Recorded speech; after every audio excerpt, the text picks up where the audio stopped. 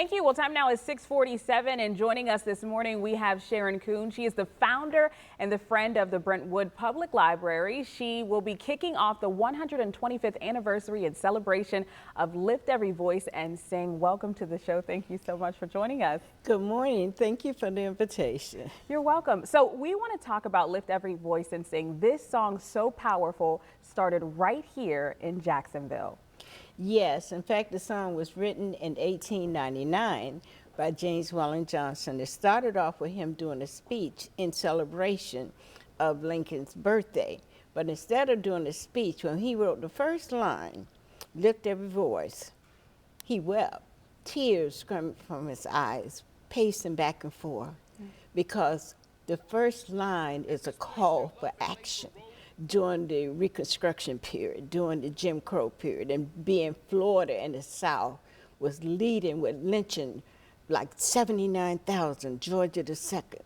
So can you imagine James Weldon Johnson during that period? So the song is more than a hymn. Mm-hmm. It's deeper than a hymn. It's sacred.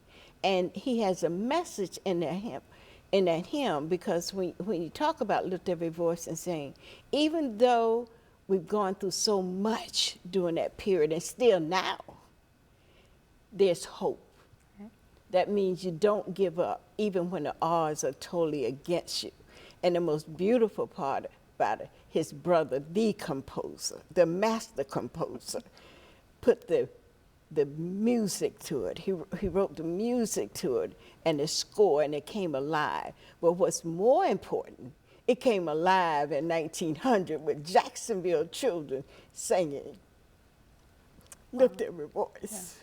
Yeah. You're getting emotional right now. Tell me what it means when you hear this song, because no matter where you are, no matter what you're going through, this song kind of hits different. Well, one thing about this song, it lets you know whatever your challenges in life, whatever injustice that you're going through, don't give up. And one thing James Weldon Johnson was talking about in his autobiography and some of his famous quote was that regardless, he didn't have any problem with people being prejudiced, yeah, as long as it did not interfere with his personal liberty.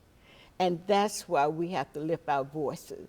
We have to lift our voices for our children, for education, a better quality of life for them. We have to lift our voices against voters' suppression. We have to lift our voices for all the injustice, and we have to have a respect for each other's culture.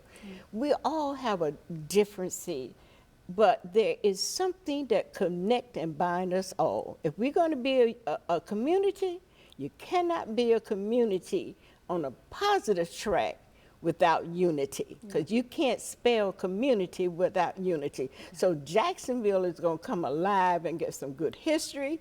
They're going to have a deeper understanding of cultures and diversities. We're going to talk about the hard things that nobody wants to talk about, but it needs to be talked about, race relations. We're going to promote our children. We have a children painting, learning about James Weldon Johnson through our Duval County Public School, the unsung heroes. And they had to learn and then paint what it means to them. So Jacksonville is coming alive with the children singing at Bethel Baptist Church tonight. So you need to be there or you're going to miss out. Jacksonville is coming alive with national, international people coming to Jacksonville to help us celebrate. And workshops this morning, we're going to start off with the Poor People's Campaign. And then on that, we have our own former Senator Tony Hill is going to be coming in. They're going to learn about Jacksonville then and now. He's going to facilitate that.